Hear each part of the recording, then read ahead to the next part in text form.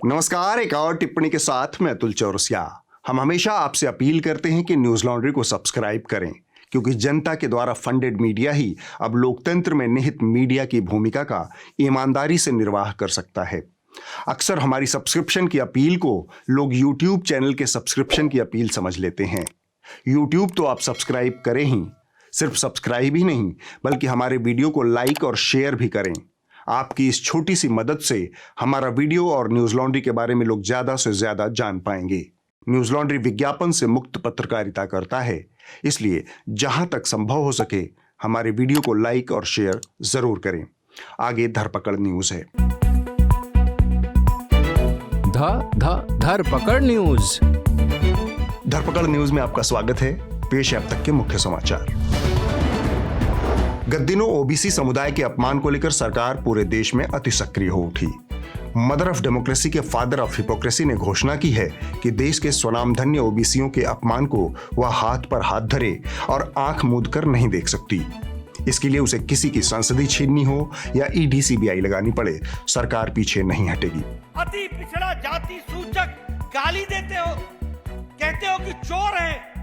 इन लोगों ने अति पिछड़ा को जाति सूचक बोल करके उनके प्रति चोर शब्द का इस्तेमाल करके गाली देने का प्रयास किया, उसके बाद माफी भी नहीं मानी। तो श्रीमान राहुल गांधी ने पिछड़े समाज का अपमान किया था पब्लिक मीटिंग में। आलोचना करने का अधिकार है, गाली देने का अधिकार नहीं है।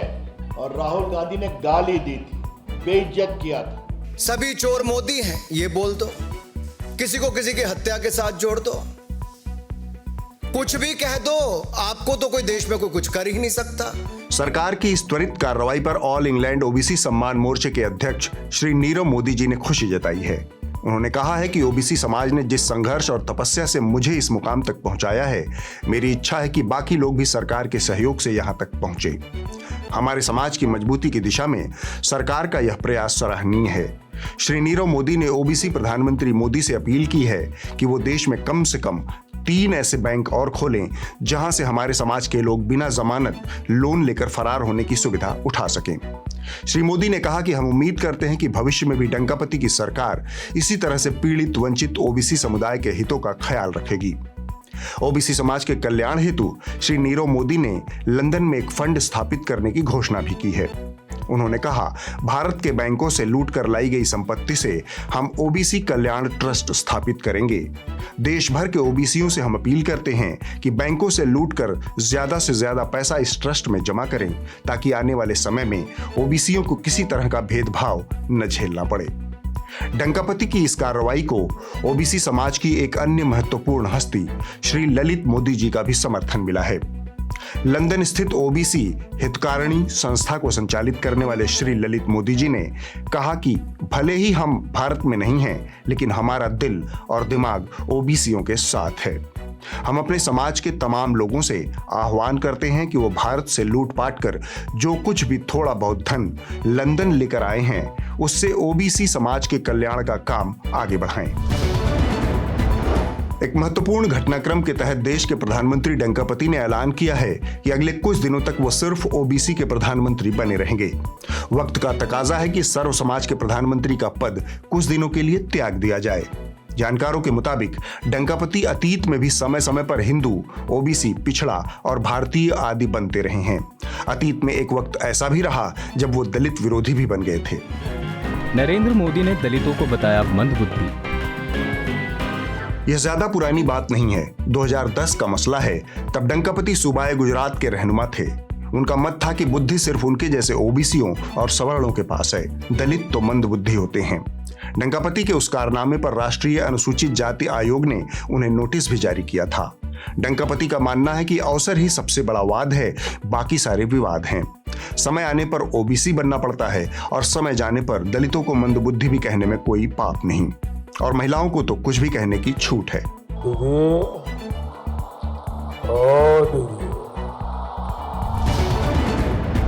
इतिहास के अंडबंड संस्करण में पिछले हफ्ते एक धमाकेदार एंट्री हुई।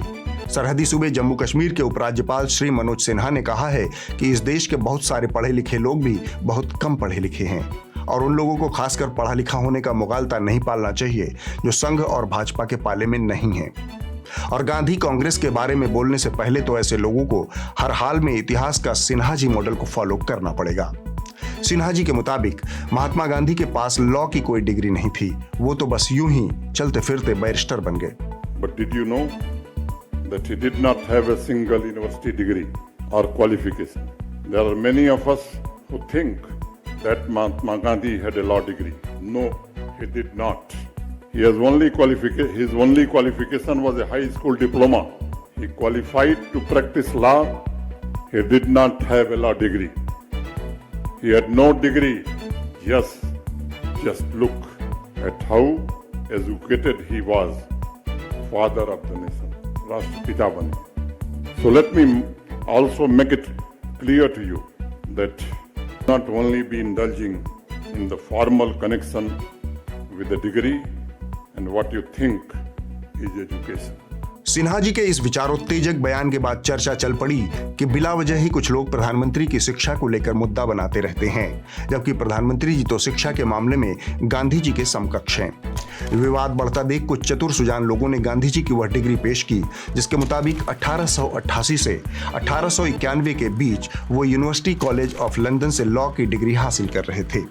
विद्वानों ने सिन्हा जी को राय दी कि भारत में राजनीति करने से पहले कम से कम इतनी अपेक्षा रहती है कि आपने गांधी जी की आत्मकथा सत्य के साथ प्रयोग अथवा आत्मकथा पढ़ रखा होगा। ताजा सूचना बीएचयू बनारस से आई है। बीएचयू के पूरा छात्रों ने पप्पू की चाय की दुकान पर बैठकर ऐलान किया है कि सिन्हा जी ने बीएचयू का नाम पूरा ही मिट्टी में मिला दिया। अगली खबर राजधानी दिल्ली से है। डंकापति के अहंकार का लगातार विस्तार हो रहा है। ये बात हम नहीं, दिल्ली के मुख्यमंत्री स्वयं कह रहे हैं। भारत के इतिहास में सबसे कम पढ़ा लिखा प्रधानमंत्री अगर हुआ है, मैं नहीं समझता आजाद भारत में कोई 12वीं पास प्रधानमंत्री हुआ है। उनसे सरकार चलती नहीं है, अहंकार उनका 7वें आसमान के ऊपर है। सूत्रों के मुताबिक डंकापति ने अपने मातहतों कार्यकर्ताओं को स्पष्ट निर्देश दिया है कि दिल्ली की जनता भले ही बार बार उन्हें चुनावों में खारिज करे, लेकिन उनके पास अहंकार का हथियार है, केंद्र का सत्ता रूपी कवच है। इसका इस्तेमाल कर हर हाल में दिल्ली की चुनी हुई सरकार को नीचा दिखाना है। डंकापति से यह संदेश प्राप्त होते ही उनके चेलों ने पहला हमला दिल्ली के प्रस्तावित बजट सत्र पर बोला। दिल्ली का बजट रोक लिया, बताओ क्या फायदा हुआ दिल्ली का बजट रोक के? एक जरा सी एक फिगर इधर से उधर नहीं करी, same budget, exactly same budget प्रस्तुत हुआ विधानसभा के अंदर। अहंकार है, बस अहंकार के अंदर बजट रोक लिया दिल्ली का 2 दिन। इस तरह डंकापति की अड़ंगेबाजी के बाद दिल्ली का बजट 1 दिन की देरी से पेश हुआ। डंकापति के करीबी सूत्र बताते हैं कि इस अड़ंगेबाजी से डंकापति के अहंकार को काफी राहत मिली है। अगले कुछ दिनों तक वो तसल्ली से सीवेज ट्रीटमेंट प्लांट का उद्घाटन और चतुर्थ श्रेणी के 356 कर्मचारियों को नौकरी का नियुक्ति पत्र वितरण करने में व्यस्त रहेंगे। अगली खबर खबरिया चैनलों के अंडरवर्ल्ड से है। बीते दिनों वैश्विक खुशहाली सूचकांक की घोषणा हुई। इसके आने के साथ ही तमाम खबरिया चैनलों पर रुदाली के कार्यक्रम पेश किए जाने लगे। हुड़कचुल्लुओं ने इस सूचकांक को सही साबित करते हुए खुशहाली कम रुदाली ज्यादा वाले कार्यक्रम पेश किए। सबका दुखड़ा एक ही था, पाकिस्तान, नेपाल, श्रीलंका और बांग्लादेश हमसे खुशहाल कैसे? क्या आप वाकई मानते हैं कि आप बहुत कम खुश हैं? क्या आप वाकई मानते हैं कि हमारे देश के लोग बहुत दुखी हैं? इतने दुखी हैं कि नेपाल और पाकिस्तान के लोग भी हमसे ज़्यादा खुश हैं? अगर हम इस रिपोर्ट को सही मान लें तो इसके मुताबिक पाकिस्तान में आजकल आटे के लिए लोगों के बीच जो संघर्ष चल रहा है वो संघर्ष असल में संघर्ष नहीं है बल्कि शायद एक सेलिब्रेशन है। वैश्विक खुशहाली सूचकांक पर रुदाली को देखकर विद्वानों ने विडंबना की आत्महत्या की घोषणा की है। इस विषय के जानकारों का आकलन है कि वैश्विक खुशहाली सूचकांक वालों ने भारत को 136वां स्थान शायद इन्हीं टीवी चैनलों को देखकर दिया है। भारत में खुशहाली का पैमाना अगर यहाँ के खबरिया चैनलों को देखकर तय किया जाए तो यह रैंक चौंकाता नहीं।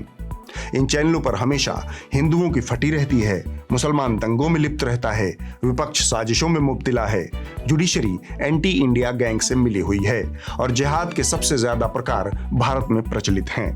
इन सब से निपटने में महाबली की सांस फूली रहती है। ऐसे में खुश होने का मौका किसके पास है? गत दिनों श्री राहुल गांधी की संसद सदस्यता रद्द होने के बाद उन्होंने दिल्ली में एक प्रेस वार्ता का आयोजन किया। प्रेस वार्ता का मुख्य विषय था पुष्पा नाम सुन के फ्लावर समझा क्या, मैं झुकेगा नहीं। इस प्रेस वार्ता में राहुल गांधी ने बैक टू बैक फ्लावर नहीं फायर नुमा 10 बयान दिए। मेरा नाम सावरकर नहीं है, गांधी है। गांधी माफी नहीं मांगते। किसके 20,000 करोड़ अडानी की शेल कंपनी में लगाए गए। मुझे जेल भेज दो, सदस्यता रद्द कर दो, पर मैं डरेगा नहीं, मैं पीछे नहीं हटेगा। मैं संसद के भीतर रहूं या बाहर, मैं देश के लिए लड़ता रहूंगा। इस सरकार के लिए अडानी देश है और देश अडानी है। कुछ मंत्रियों ने झूठ बोला कि मैंने विदेशी ताकतों से मदद मांगी। ऐसा नहीं है। मैं प्रधानमंत्री मोदी और अडानी के रिश्तों पर सवाल करता रहूंगा। मैं सिर्फ सत्य में यकीन रखता हूं, सत्य बोलता रहूंगा। मैंने हमेशा भाईचारे की बात की है। ओबीसी कहां से आ गया? मेरी सदस्यता हड़बड़ी में रद्द की गई।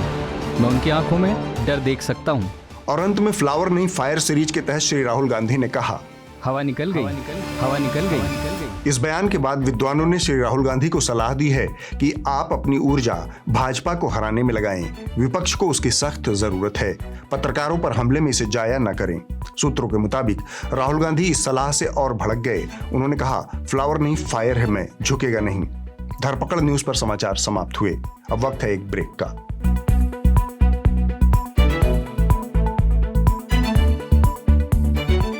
न्यूज लॉन्ड्री और इंटरनेट फ्रीडम फाउंडेशन का सालाना इवेंट फ्रीडम ऑफ एक्सप्रेशन का दूसरा एडिशन दस्तक दे रहा है। नई दिल्ली के इंडिया इंटरनेशनल सेंटर में यह इवेंट 1 अप्रैल 2023 को होना है। कार्यक्रम में प्रवेश रजिस्ट्रेशन के जरिए होगा, इसलिए जल्द से जल्द आप ऑनलाइन रजिस्ट्रेशन करवा लें। पता है foecon.in।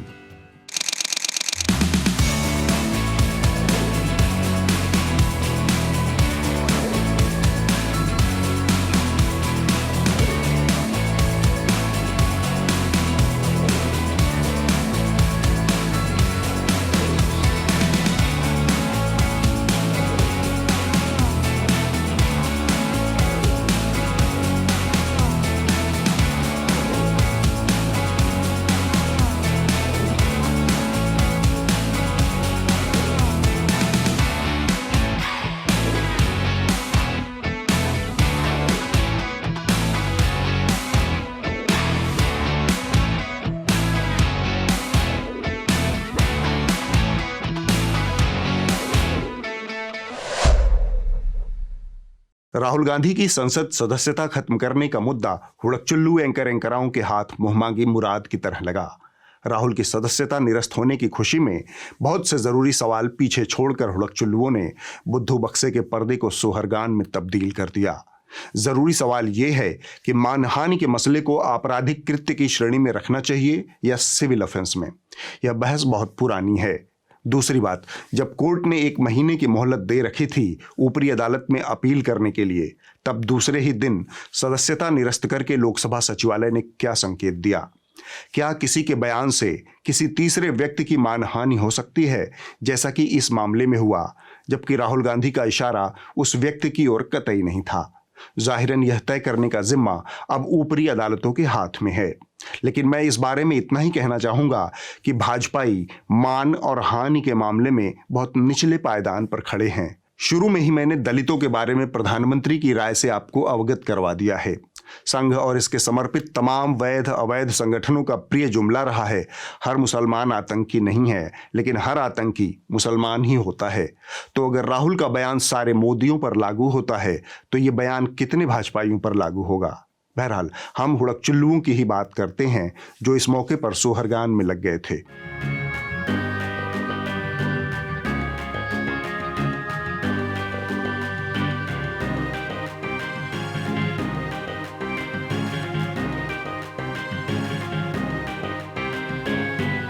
पिछले हफ्ते हमने विस्तार से बताया था कि पंजाब में अलगाववादी नेता अमृतपाल सिंह पुलिस प्रशासन को चकमा देते हुए फरार हो गया।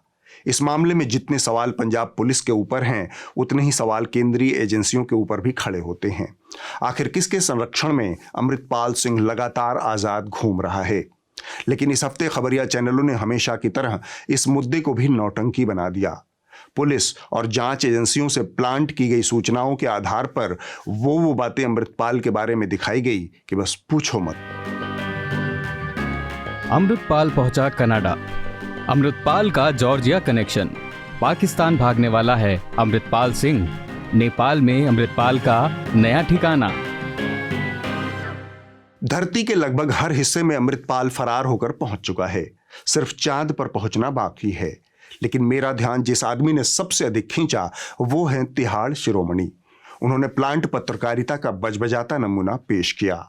इस तरह के मामलों में अक्सर देखने को मिलता है जब तिहाड़ शिरोमणि जैसे लोग दूसरों की पैंट में ताक झांक की कोशिश करते हैं। यहां भी उन्होंने ऐसा ही किया। उसका कड़वा सच ये है कि वो लड़कियों के अश्लील वीडियो बनाकर उन्हें ब्लैकमेल करता है, उन्हें अपने प्यार के जाल में फंसाकर धमकियां देता है। और ऐसा उसने सिर्फ 1-2 लड़कियों के साथ नहीं किया, बल्कि वो अब तक न जाने कितनी लड़कियों का इस्तेमाल कर चुका है और कितनी ही लड़कियों के साथ संबंध बना चुका है। महिलाओं के वीडियो रिकॉर्ड करता था, उसके बाद उन्हें ब्लैकमेल करता था वीडियो रिकॉर्ड करके। लड़की का आपत्तिजनक वीडियो बनाने का भी इसने दावा किया। लड़की को वीडियो वायरल कर धमकी देता था, प्यार के जाल में फंसाकर उन्हें धमकियां दिया करता था।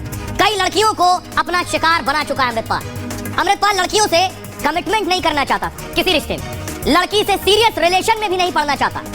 अमृतपाल को छोटे छोटे रिश्ते पसंद थे, कैजुअल रिलेशन। यह निकृष्ट पत्रकारिता की बदनुमा तस्वीर है। अमृतपाल के लीक किए गए व्हाट्सएप चैट की बजाय उसकी खोजबीन करने, उसके बारे में पुख्ता सूचनाएं जुटाने, उसको सरपरस्ती देने वालों का पता करने में अगर अपनी ऊर्जा लगाते तो पत्रकारिता का ज्यादा भला होता। हमारे टेलीविजन वाले पत्रकारों ने काफी समय से एक भूमिका चुन रखी है, दंगे भड़काने की, गैर कानूनी हत्याओं को शह देने की, कानून के राज पर जंगल राज को वरीयता देने की। यहां पर थोड़ा सा रुक जाते हैं।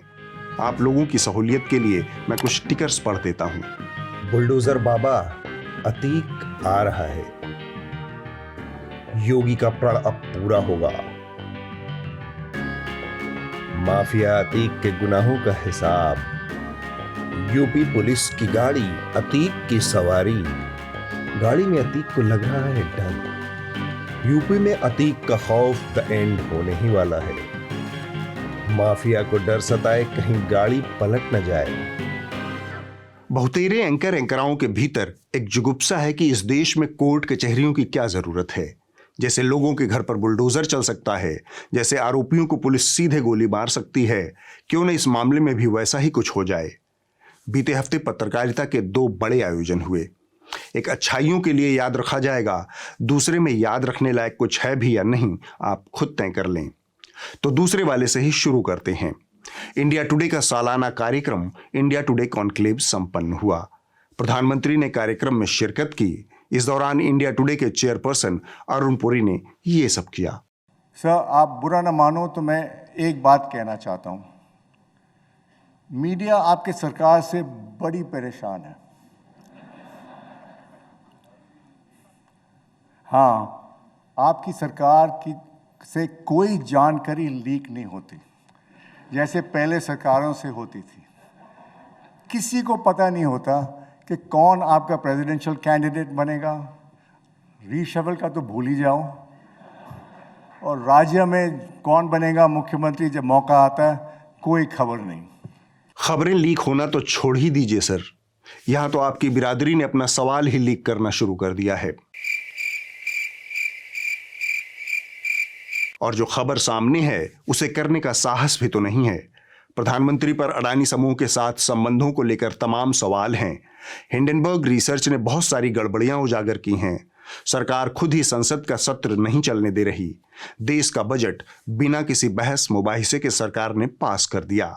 लेकिन पुरी साहब ने इनमें से एक भी सवाल प्रधानमंत्री के सामने रखने की जरूरत नहीं समझी, सिवाय मक्खनबाजी के। आप चाहें तो इसे इसी तरह से याद रख सकते हैं। दूसरी तरफ बीते हफ्ते देश में बेहतरीन पत्रकारिता को सम्मानित किया गया। इंडियन एक्सप्रेस समूह की तरफ से रामनाथ गोयन का सम्मान पत्रकारों को दिया गया।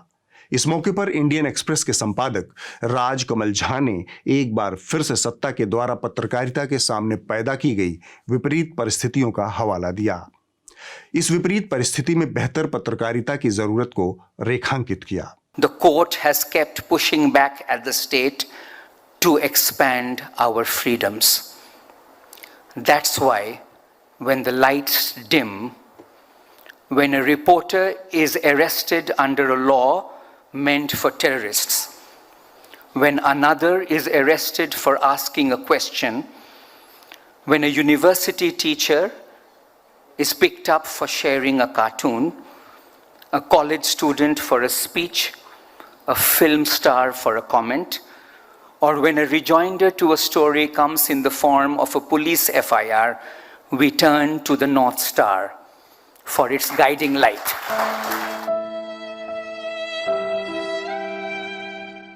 अब वक्त है इस हफ्ते की रिपोर्ट का। जो कही जा रही थी बातें कि अंदर में भी सोशल डिस्टेंसिंग का ख्याल रखा जाएगा। ट्रेनें तो खुल दी हैं, लेकिन कैसे? इस हफ्ते की रिपोर्ट अपेक्षाकृत एक अनजान से यूट्यूब चैनल से है। इसका नाम है मैं मीडिया।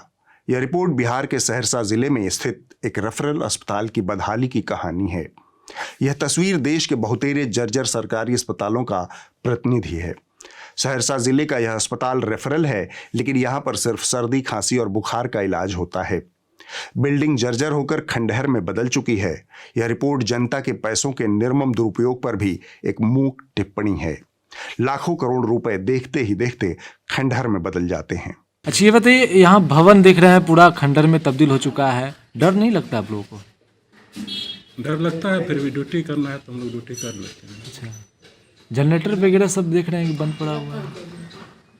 हाँ, जनरेटर कभी चलता है, कभी नहीं भी चलता है। नहीं भी चलता है। कितने डॉक्टर आप लोग यहाँ पर है? अभी तो फिलहाल सिर्फ हम ही हैं। कितने डॉक्टर होने चाहिए यहाँ पे? यहाँ पर कम से कम 4 होना चाहिए। 4 होना चाहिए, एक ही आप लोग अभी हैं। ANM सब कितनी रहती है यहाँ पे? 3 GNM है यहाँ पर। 3 GNM है। और जांच वगैरह कौन कौन सी होती है यहाँ पे? जांच सब? जांच के लिए लैब टेक्नीशियन यहाँ पर उपलब्ध है, वही जांच करते हैं। अगले हफ्ते होगी एक और टिप्पणी। नमस्कार।